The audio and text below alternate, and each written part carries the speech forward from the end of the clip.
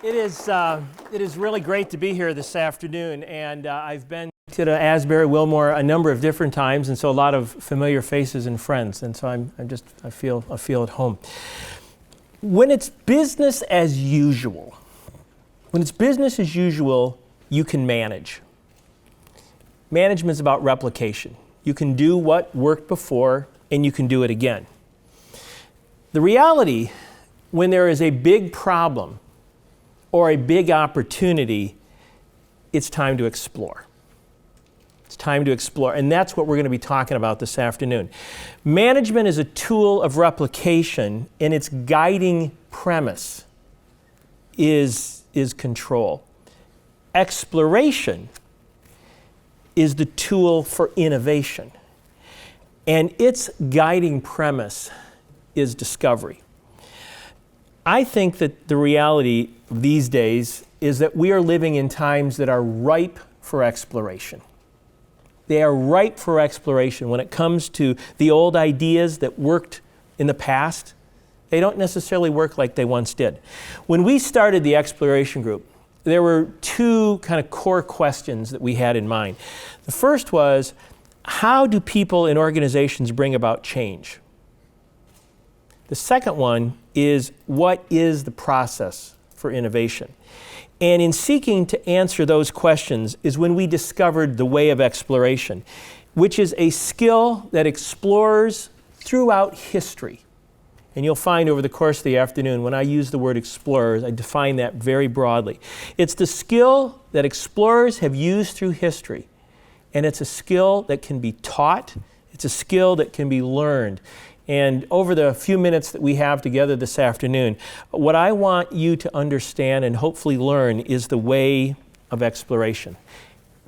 And so, as we jump into it, that is the focus for our thinking.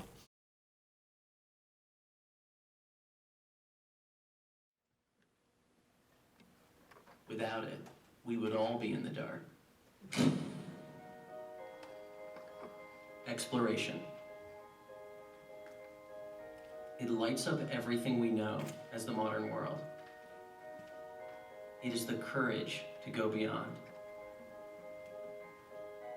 It leaves a trail for all to follow. It inspires others to do the same.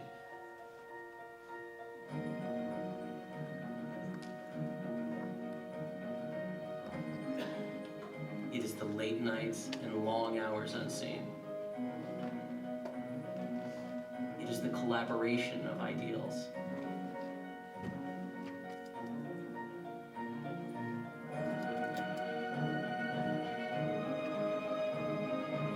It is not just new possibilities, but new eyes.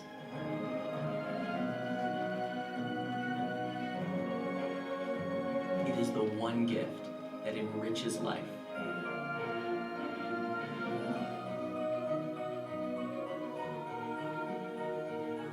It is the fire of innovation, the brilliance of exploration. It is the light of the human race.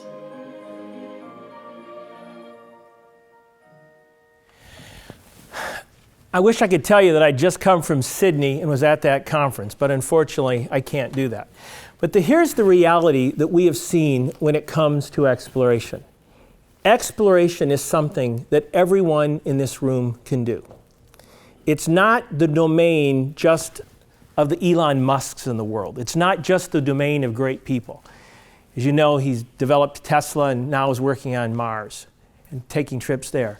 It's not just the Steve Jobs of the world who probably have touched every one of us in this room in one way or another, and we are helping to put all the profits in Apple's pocket. It's not just Madame Curie developing the X-ray and radium and discovering that. It's not just a great person there. And it's not this person who you may or may not recognize. George Washington Carver, a godly man who said, "What would you have me to do?" And he said, "The peanut." And George Washington Carver down in Alabama and across the South studied the peanut, literally for the glory of God. And it's not my own personal hero, Thomas Edison. Thomas Edison, with the phonograph, with the light bulb, ended up developing whole industries that are still affecting our lives today. A side note on Thomas Edison, there's a group up at Rutgers University near where I live in Philadelphia, and they're doing the Thomas Edison Papers Project. And a couple of weeks ago, they were doing a presentation, a lecture on Thomas Edison and innovation, and I went up to that. Met Paul Israel, who's probably the foremost expert on Edison in the world today, which was quite exciting. And then afterwards, I said, Edison's always been a hero to me. I had a dog named Edison, all this kind of stuff. He goes, I've got somebody I want you to meet. It's Thomas Edison's great-grandson. And I was like awestruck. You're Thomas Edison's grandson? And he says, I love what you're doing. And so we're getting together in a couple of weeks. Now here's the point in all this. These are all great people. The reality is, all of you are great people like they were before they became Thomas Edison or Madame Curie. They discovered something about exploration. And in our time this afternoon, I want you to be able to discover that as well. Because when it comes to thinking about all of this, you may say, well, I don't know if I have any ideas. You may say, how am I going to figure this out? I think that not only is organization doable by everyone, if we can get organizations thinking and talking about exploration, if we can get people learning the methodologies of exploration, we can increase the likelihood that innovation will happen in businesses, it'll happen in churches, it'll happen in schools. By growing the number of people who learn and practice this, it will make a difference. How many of you have ever had a class on management? About half of you. How many of you ever had a class on exploration?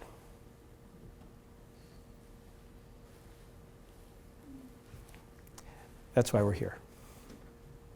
We've talked about management for years, and what we have not recognized is in order to manage well, you have to have actually explored well first.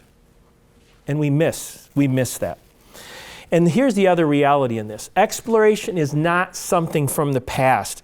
It's an intuitive process for understanding that which is unknown. I actually think that exploration was a gift to us from God. Think about a small baby. Think about a child. They're first born, they start crawling. What are they doing? They are looking around. They're putting their hands in their mouth. They're grabbing this. They're looking. They're studying. They're giggling as they discover. The exploration is the gift of curiosity. And it's the gift to help us discover and learn the world around us. A big part, and this is for us as adults, with those children, there's lots that they don't know. We somehow go along in our lives and we start thinking we know everything. Now, no one ever says that to us, but it's become almost politically incorrect to say, I don't know something. How did we ever get there? How did we ever get there? That's where the role of imagination is so important today. How many of you have a cell phone? Why don't you hold your cell phone up right now? Okay, right there, good. Do you realize that there was one point in history where there was no telephones? Alexander Graham Bell, there were no telephones. 30 years ago, 40 years ago? Somebody said, I wonder, what if it was possible for us to take these telephones that are on the walls, what if it's possible to take those telephones and people could actually put them in their pocket? Somebody imagined that. Somebody else said, what if we took a computer and combine it with that? Somebody imagined it. A big part of exploration is imagining what's next, what could be. Have you ever thought, if only we had this at Asbury, whatever this is? What if Lexington had this? We could change the city. Or what if we had this right now in the United States? What I want to do is guide us through the Explore framework. This is the framework that we discovered that has been tried and true throughout the ages. The first step in that acronym Explore, E-X-P-L-O-R-E, if you've got paper, you may want to kind of put those down the side, E-X-P-L-O-R-E. The first step in the Explore methodology, the one followed by all explorers, is what do you expect? What is it that's out there? What is that thing that hasn't happened yet? And as I use the words here, that which is desired but is beyond your current organization capability. This is where the imagination comes in. This is where the possibility comes in. What is it that's out there beyond? And so when it comes to us as business, as people who are thinking about creating things, this is where it starts. There used to be, years ago, there was a commercial for Hewlett-Packard when that was kind of one big company. It was called, it was on TV, and it was What If? What If? This is the what if. Thomas Jefferson said to Lewis and Clark, I want you to find the passage to the Northwest. And they figured it out. He put out a big expectation and they went there. When it was Thomas Edison, the question was, what if we were to create a cost-effective light bulb? Gas had been used before, they figured that out. We could go on down the line. People started with a possibility that was out there. So all great explorations start with, what do we expect? What it's out there. That's where you begin. That's the E in the Explore methodology.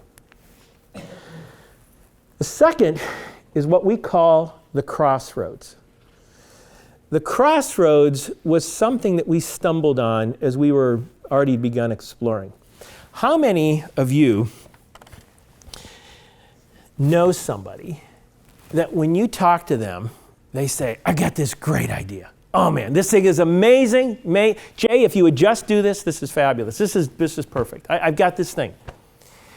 You get excited, you say, that's wonderful. 6 months later, you haven't seen them in the meantime. 6 months later, you see them again, and you say, hey, how's that going? Well, actually nothing's happened. Really? What didn't they do? They didn't cross the crossroads. They didn't do anything to change the status quo. All explorers who deliver on expectations and make it happen cross the crossroads. And what it is that they do is they say, I'm going to put time into this. I'm going to put money in it. If it's a business, we're going to assign some people to it. As an individual student, I'm going to read about this. I'm going to study this. I'm going to Google this. I'm going to dig it out. The crossroads is the common step that takes an idea from an idea to the potential of it happening. Very basic. Very basic. But all explorers say, I'm going to do something that changes the status quo. That's the X, the decisions that are made to change the status quo. The next step that all explorers carry out is what we call the pondering phase. The pondering phase is the time, and from our standpoint in a business, this is kind of the least exciting thing to sell to a potential commissioner. And what you're doing in pondering is you're looking at the situation. So how does this work? What's the angle on this? Why did it do it this way? What's the history? What's the background? Oh, what is that? Oh, did you do this? In pondering, you're trying to figure out what is going on. What's the situation? What's the reality? Think about that little baby. They're crawling around on the floor and they're staring and they're looking and trying to figure things out. They're pondering. I'm going to refer to this briefly tonight. So 2 weeks ago, unexpectedly, I had a retina detached. I had a detached retina, and I had to have emergency surgery. And you know what? Know anything about this? Anybody know anything about this? Okay, a couple of you. I spent 72 hours with my head down like this. I did a lot of pondering. I did a lot of pondering. And the reality is that's what explorers did. They said they just stood back and they try to figure out what's going on. In our world of instant answers, I don't know about you, the last 48 hours, I've gotten so many Facebook posts of people that are reacting. They're reacting. I'm waiting. I want to wait and read stuff like a week from now. Where's the thoughtfulness? Because when you react, you may end up having a right thought, and there's times that's the right thing to do. But the pondering allows you to get the question beyond the question. Dig in deeply. And when it comes to explorers, I found that they all pondered. Again, using Lewis and Clark as an example. Lewis went to Philadelphia. He went to Harper's Ferry. He met with John Bartram. He spent time with the American Philosophical Society. He was studying, getting some insight on collecting specimens, on medicine. There was a lot of time pondering in anticipation for the journey that they were going to put together. You listen to Steve Jobs. One of the fascinating stories from Steve Jobs was that he went to I think it was the Xerox Research Center in Palo Alto. And they had various things there, and he saw this little device, and they didn't really know what to do with it. Turned out it was the mouse. It was basically the beginnings of the mouse. He started thinking about that, and he said, there's something here. There's something different about this.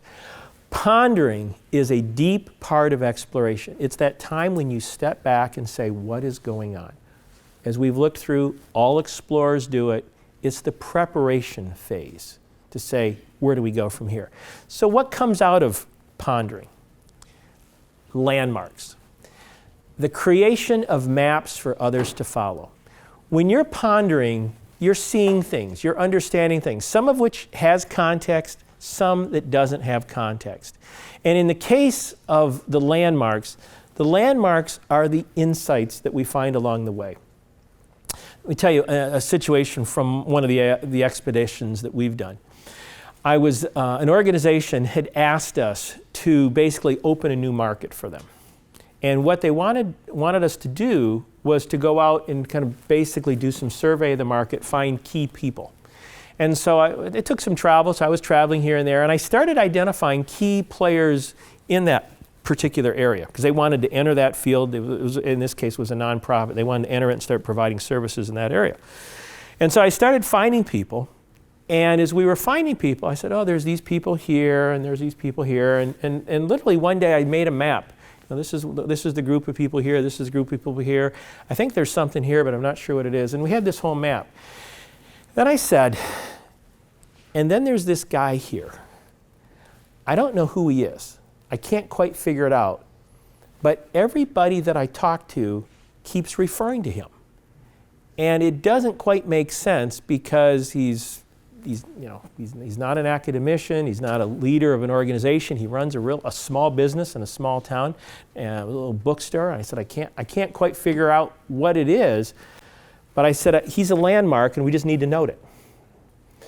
A couple months later, I said, I'm gonna need to go meet this guy. I mean, there's something about this guy.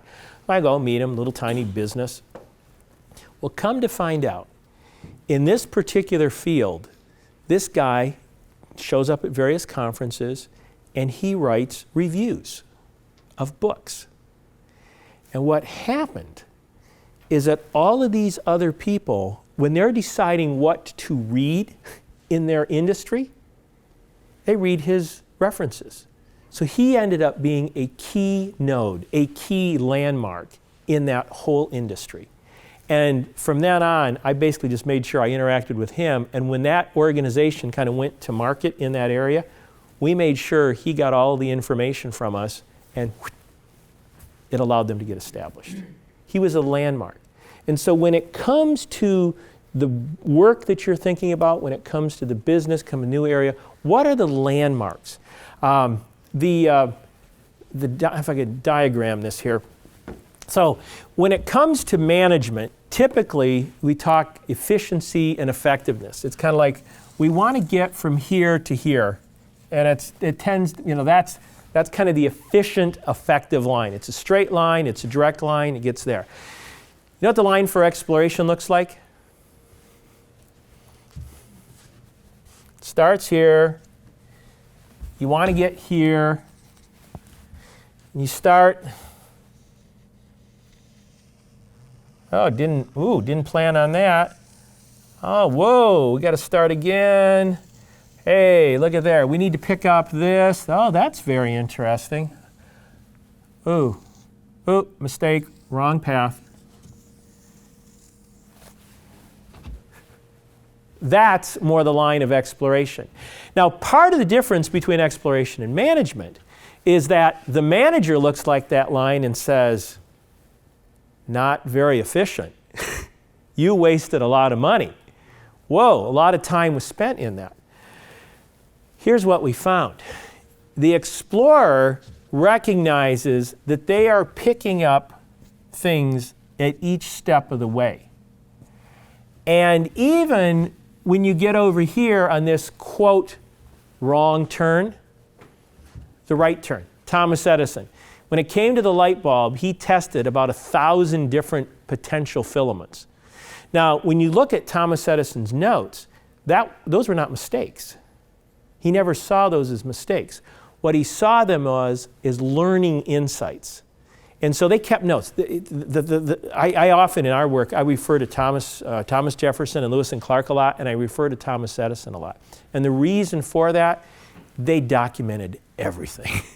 There's just thousands. I talked to Paul Israel. It was like 5 million different bits of information, of notes and volumes that Thomas Edison did. Everything is documented.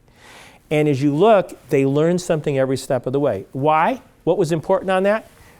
What you pick up over here, there's something you learn that actually you had an insight way back there. It didn't have context at the beginning of the journey, but by the end of the journey it did. And so landmarks, you're collecting landmarks along the way that give you new insight. So what do landmarks end up leading to? When you put the landmarks together, that's what charts the path forward.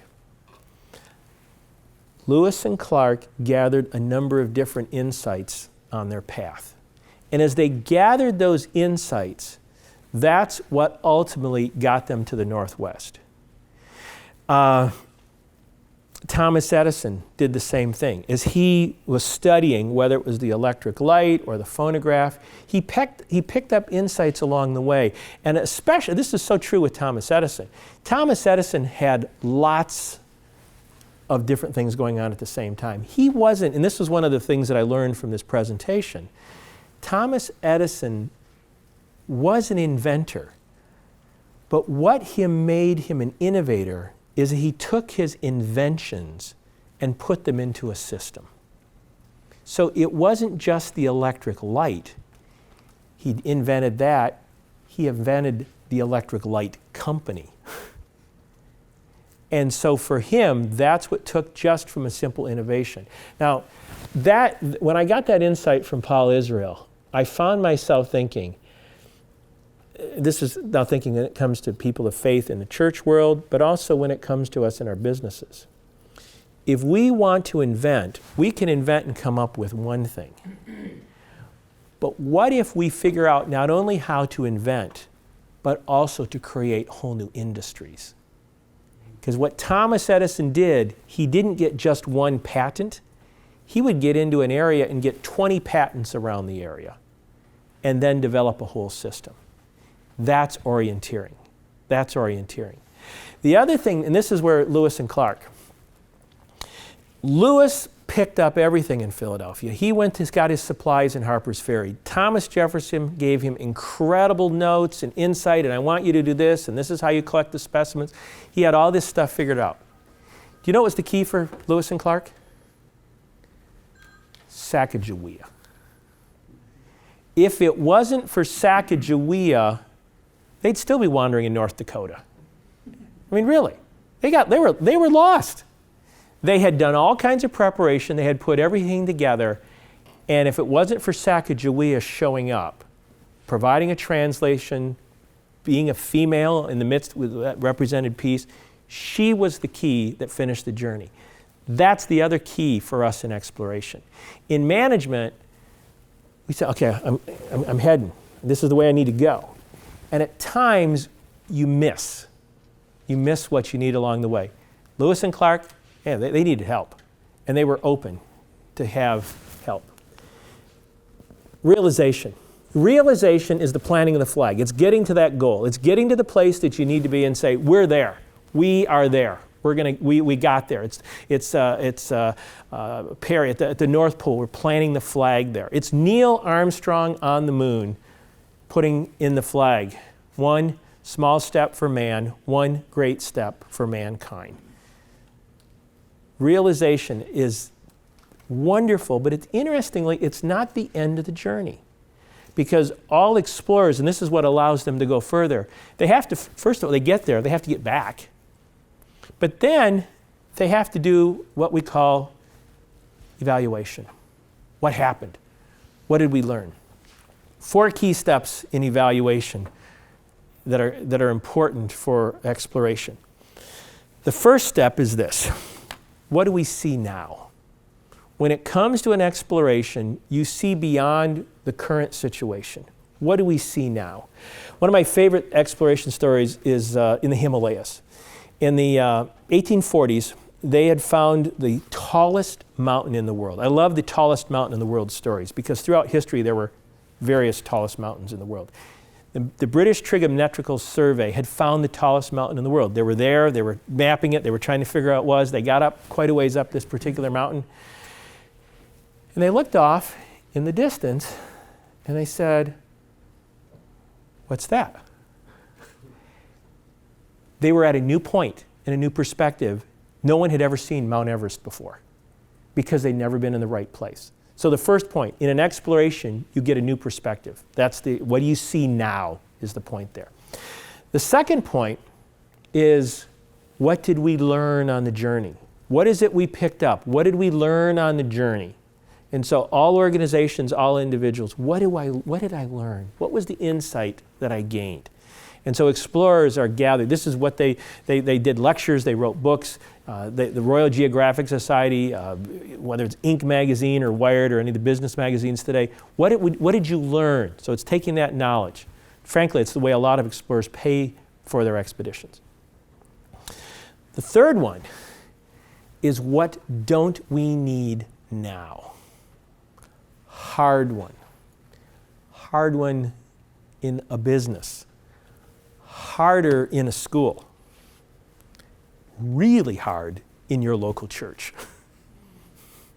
What don't we need now? There's a lot of wonderful sewing machines that were bought in St. Louis that when it was time to take your Conestoga wagon up the Rockies, somehow was not quite as important. Because what happens is that ends up weighing down the organization. So what don't we need now? The last evaluation point, which is actually the hardest, and I've seen this play out in some of the different commissions that we have done. Organization is here, organization got out to there. They realize their goal. They get there. And staff say, that's great. Can we get back to the way it used to be? And what ends up happening, the organization tries to go back. And the reality is, you can't. You have new learning, you have new insight. And so the fourth point of evaluation is to, in a sense, keep looking forward as to run backwards. There's a whole other presentation we do on settlers and brokers and explorers. And this is one of the realities. All of those entities and types, it's not types of people, but actions are needed in the organizations. But settler organizations want to pull it back to the way it was and don't step forward. So that is the explore methodology. That is the basic mechanism for entrepreneurs, for businesses, for explorers to discover new things.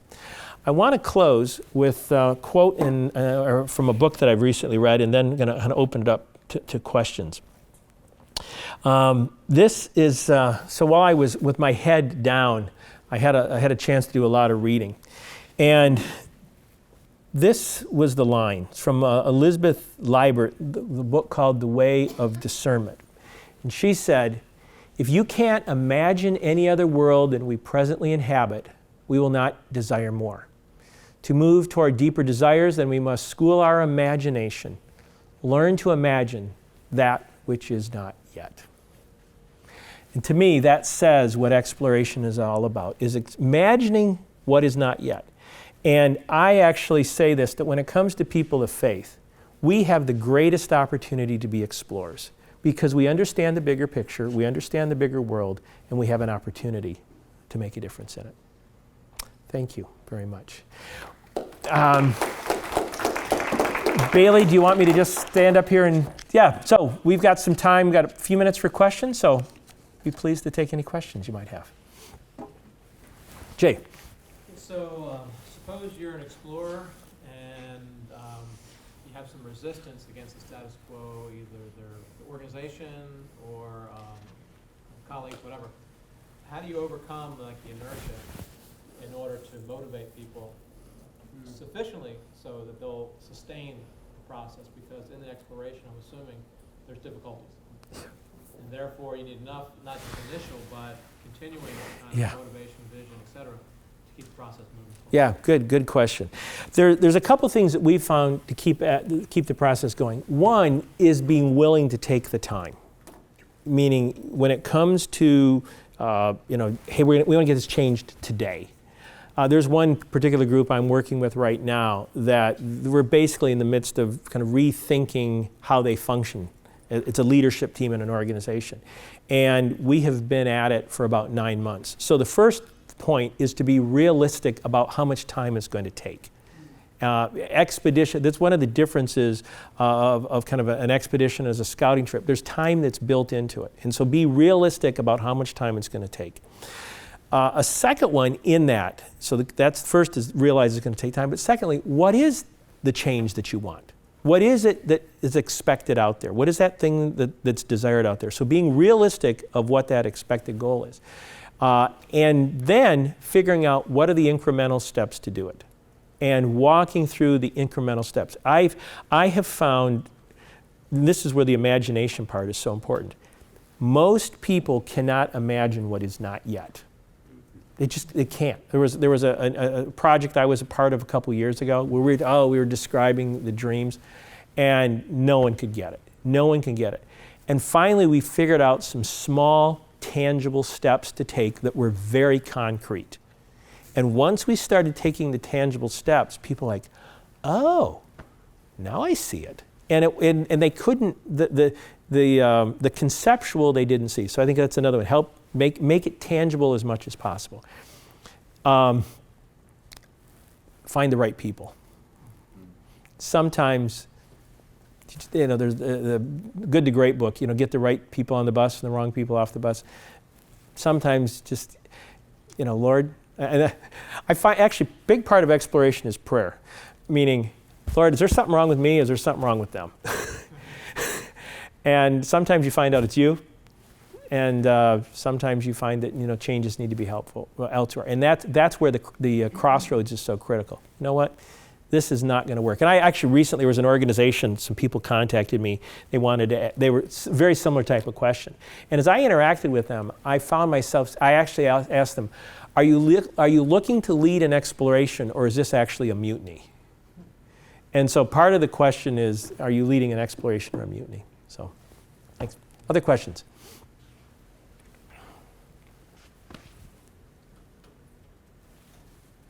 Back here. So what do you do, especially in the church system where structure and maybe you are the youngest down there and you bring out this idea that is hoping to explore what the church has not. Yeah. and you have, especially in a culture where the younger one doesn't have wisdom, what would be your advice to such a one in that kind of context? Good, very good question, and that is a reality in a lot of church organizations, and it's a lot around the world. A couple things that I've seen, and this is where, if I am the one who sees it, this is where it takes a little bit of humility at times on my part. You're going to find this over these next couple of days. I'm going to refer to the importance of prayer. I actually think that for us as people of faith, whether it's in a business context or a church context, we actually, and I'll talk about this at dinner tonight, we have a contact with another world. When it comes to the power of prayer, when it comes to the power of the Holy Spirit, we have a resource that, quote, the ordinary business person doesn't have. And I think that we draw on that. So the one is, Lord, give me wisdom to understand this situation. That's the first posture. Lord, give me wisdom to understand this situation. The step of humility is, in that type of context, patiently waiting and finding the person of credibility in that situation. The older person, kind of the senior saint, or someone who has that stature, and just start interacting with them. Without going into a lot of detail, I had a very similar situation with a group that I was a part of, and I realized I was not getting anywhere. And what I started doing, frankly, it took a couple years. I started on the side just interacting with some people and sharing my ideas. And not in a board meeting, not in an official event, but just started sharing the ideas. Without them realizing it, I started mentoring them. And it took a couple of years, and then I would sitting in meetings, they were bringing the ideas. And at that point, they had the credibility, the ideas were accepted, and I stood back. That's where the humility is recognize you may not be the spokesman for your own idea. So, a couple quick thoughts. Yeah. Excellent presentation. Thank you so much. I have two questions. Sure. You don't have to answer them both. Okay. I don't want to take someone else's, but Bailey will tell us when it's time. So. Right. Okay. The first is pondering. It was really well said, and I was just curious if you provide practical tips, because it seems like the wind certainly goes in the other direction. Yes. Second, what's interesting to me in your talk, and even the feedback you're giving in the Q&A, it's clear that you're very deliberate about the language that you use. And I was wondering if you could just speak a bit to that deliberation. Why does language matter so much? Yeah, good one. On the first one, on the pondering, yeah, I've been very deliberate over time. And what I really try to do is read the situation. Try to understand what's going on here. And so I'm always digging in the background on the history. I'm trying to understand if it's a people situation, I'm trying to understand who the people are. I've got a list of questions that I've developed I can share with you at another point, but there's just all kinds of different areas just to think about. But if I was to show it kind of active-wise, it's that step of standing back and doing this. And being patient in that. Because what I have found in the pondering phase, there's the quick situation, we need to do this. And you make a decision. Well, then you get down the road. That decision may work 80% of the time. And then it falls apart. And I see this happening a lot in business and in government, because we've had the 80% solution and no one anticipated the 20% problem, because for whatever reason they got there too fast. Now the other thing that happens is that people ponder too long. Right. And they don't come to a decision and they just kind of keep waiting. And so there's some time factor in it, there's reading the situation, there's being open. I don't say this as much when people commission us anymore, but I used to say, you hire me to ask the stupid question. What's the stupid question? It's the one that you all know the answer to, therefore you don't even ask it anymore. I show up in the room and say, so what's the purpose of your organization? And then it's quiet. Well, no one was rude enough to ever ask the question in the room because everybody knew. But then this crazy guy from the outside shows up and he asks the question and no one knows. So it's being willing to ask the question that may be a little uncomfortable or the obvious question that no one's asking anymore. So that's language. Yeah, very deliberate on language, because what I have found is that the language ends up shaping the direction. I used to work with a gentleman, Daniel Rickett, who I referred to this morning. He said organizations develop in the direction of the questions that they ask. And I have found that to be so true. If organizations aren't asking questions, they're probably not developing. If they're asking questions in a certain area, for instance, say I was asking the question, we're trying to figure out what's happening here in Wilmore. What do we need to do to kind of build the ties between us and Lexington? If that's the question you're asking, you're going to totally miss the potential of Lawrenceburg, for instance. Because you're only asking Lexington questions, you're not asking Lawrenceburg questions, and we're not even thinking about Nashville kinds of questions. So you end up developing in that direction. So being very deliberate in that kind of thing. The other area that I'm really deliberate in is that we're on a commission. I do my best to get people in a situation or a room or a place that they've never been before. Think about this. You're in a business or your company or whatever, or church, whatever the situation is. You always have the board meeting in this particular room. So you show up on the Tuesday night for the meeting. You're sitting in there, and the reality is every other meeting that you've ever been to in that room is there. So I'll use Skip as an example since I know him. So Skip and I have been in this meeting for, the last year together. Well, 3 months ago, Skip disagrees with my great idea. So now we're in that same room and an idea comes up. Well, you know what I remember? I don't remember Skip's great idea today. I remember when he shot my idea down 3 months ago and he was sitting in that chair and I was sitting in this chair. And let me tell you, I'm still upset. You've killed the meeting. What I try to do is to get people in a totally new spot because that's where the transitions happen. A few years ago, I worked with the band Jars of Clay, and we were working through some things as they were sorting through their future. And we were having our meetings in Nashville. They'd been in Nashville for 20 years. And I kept trying to find new places to have us meet for meetings. And so I kept moving, because I wanted to have fresh space for them to consider. And I found it was very important. So there's deliberate things like that just provide, in a sense, the fresh environment, the fresh vocabulary, the fresh thinking, because words end up having meaning.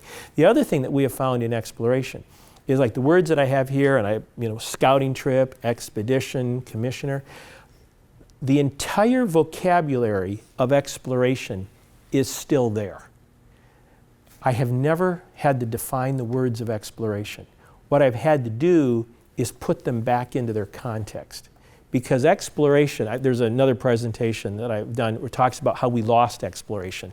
There were about 5 things that came together between roughly 1880 and 1910, 1920, in that era, kind of up to World War I, that we moved from a what-if world to this is the way it is world. And in that happening, the exploration industry went away. And what I'm trying to do is bring it back again. Because I think we're actually at another, as I said at the beginning, we're at a ripe era for a new generation of exploration. So I think, Bailey, do we need to? I think that's time for us to wrap up. So if you're attending the seminar with Chris, that will be down the hall in the chapel. So let's give Dwight a thank you for his. Thank you. And feel free, I'm here the next couple of days, so any questions, please stop me. I'd love to chat further. So thanks. Thank you. Thank you.